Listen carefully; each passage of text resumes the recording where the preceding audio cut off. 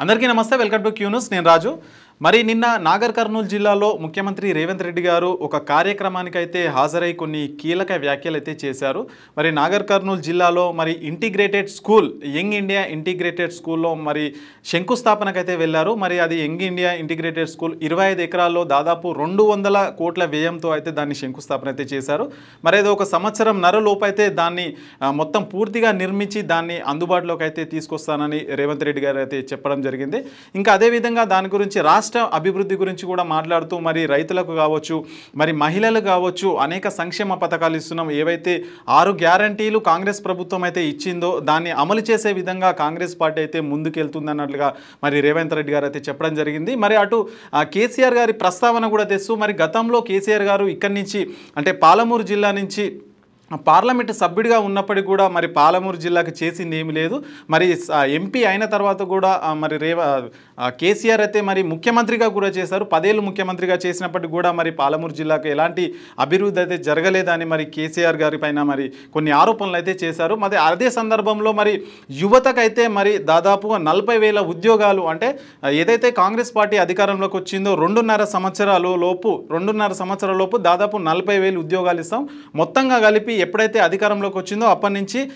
2.5 సంవత్సరాల లోపు అయితే దాదాపు 1,00,000 ప్రభుత్వ ఉద్యోగాలు ఇస్తామని అయితే మరి ఇట్లా యువతకైతే హామీ ఇవ్వడం జరిగింది మరి ఖచ్చితంగా మా ప్రభుత్వం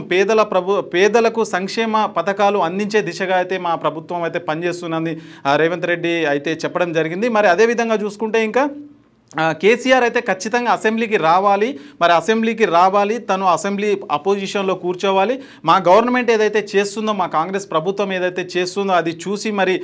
కేసీఆర్ అయితే మరి కుళ్ళుకోవాలి అన్నట్లుగా మరి రేవంత్ రెడ్డి గారు అయితే కొన్ని కీలక వ్యాఖ్యలు అయితే చేశారు మరి అదే సందర్భంలో కూడా మరి 2034 వరకు మరి పాలమూరు జిల్లాకు సంబంధించిన బిడ్డనే మరి ఇక్కడ తెలంగాణకు అయితే ముఖ్యమంత్రిగా ఉంటారని అయితే కొన్ని కీలక వ్యాఖ్యలు అయితే చేశారు మరి దానికి సంబంధించి పూర్తి డీటెయిల్స్ కనుక చూస్తే అంటే పాలమూరు బిడ్డ అంటే ఇప్పుడు ప్రస్తుతం రేవంత్ రెడ్డి గారు అయితే ముఖ్యమంత్రిగా ఉన్నారు అతని సొంత స్వస్థలం పాలమూరు అనమాట సో 2034 వరకు అంటే ఈ టర్ము మళ్ళీ వచ్చే నెక్స్ట్ టర్మ్ కూడా ముఖ్యమంత్రి రేవంత్ రెడ్డి అంటే తానే 2 టర్ములు కూడా ముఖ్యమంత్రిగా ఉంటానని అయితే మరి కొన్ని కీలక వ్యాఖ్యలు అయితే చేశారు మరి దానికి సంబంధించి కొందరైతే స్పందించారు ముఖ్యంగా మునుగోడు ఎమ్మెల్యే రాజగోపాల్ రెడ్డి అయితే దీని గురించి స్పందిస్తూ ఒక కీలక తన ఎక్స్ ఖాతాలో ఒక పోస్ట్ అయితే చేశారు దాన్ని ఒకసారి చదివే ప్రయత్నం అయితే చేద్దాం మనం ఇక కోమటిరెడ్డి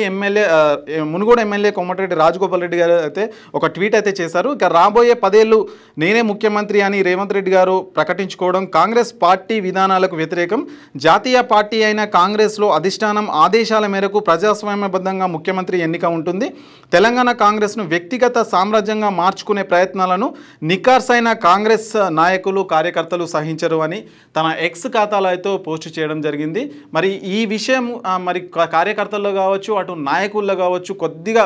గందరగోళానికి అయితే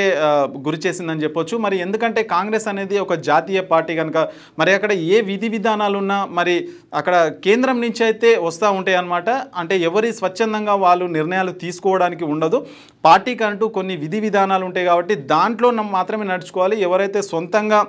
మరి నేనే ముఖ్యమంత్రి అని రేవంత్ రెడ్డి గారు అన్న నేపథ్యంలో మరి రాజగోపాల్ రెడ్డి గారు అయితే ఈ విధంగా స్పందించారు మరి ఇలాంటి వ్యాఖ్యలు అయితే మరి కాంగ్రెస్ పార్టీ విధి విధానాలకు వ్యతిరేకం అన్నట్లుగా అతనైతే అన్నాడు మరి అది అన్న నేపథ్యంలో కొద్దిగా కార్యకర్తల్లో కూడా మరి కొంత గందరగోళ వాతావరణమైన అయితే నిలవచ్చని చెప్పొచ్చు మరి దీనికి సంబంధించి అపోజిషన్ పార్టీ కూడా గట్టిగానే విమర్శిస్తుంది మరి మీ పార్టీలో కూడా మరి ఇలాంటి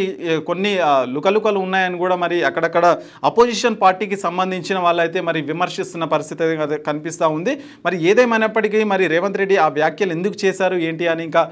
అఫీషియల్గా మరి ఇంకా అయితే ఏం తెలియరాలేదు మరి దానికి సంబంధించి మాత్రం కొందరు కాంగ్రెస్ పార్టీకి సంబంధించిన కొందరు సీనియర్ నాయకులు అయితే మరి అభిప్రాయపడుతున్నారు ఇది జాతీయ పార్టీ కాబట్టి దానికంటూ కొన్ని విధి విధానాలు ఉంటాయి మరి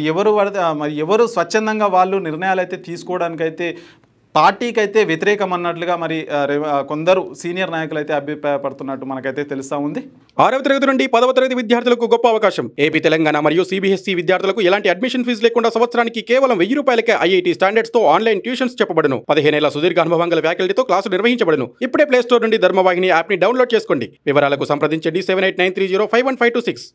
లేటెస్ట్ న్యూస్ తెలుగు మరియు ఇంగ్లీష్ అప్డేట్స్ కోసం ఇప్పుడే క్యూన్యూస్ అఫీషియల్ యాప్ ని ప్లే స్టోర్ నుండి డౌన్లోడ్ చేసుకోండి. సరికొత్త సమాచారాల కోసం క్యూన్యూస్ వెబ్సైట్ ని ఫాలో అవ్వండి. ఛానల్లో ప్రాంతీయ, జాతీయ, అంతర్జాతీయ వార్తలు వీక్షించండి. లైక్ చేయండి,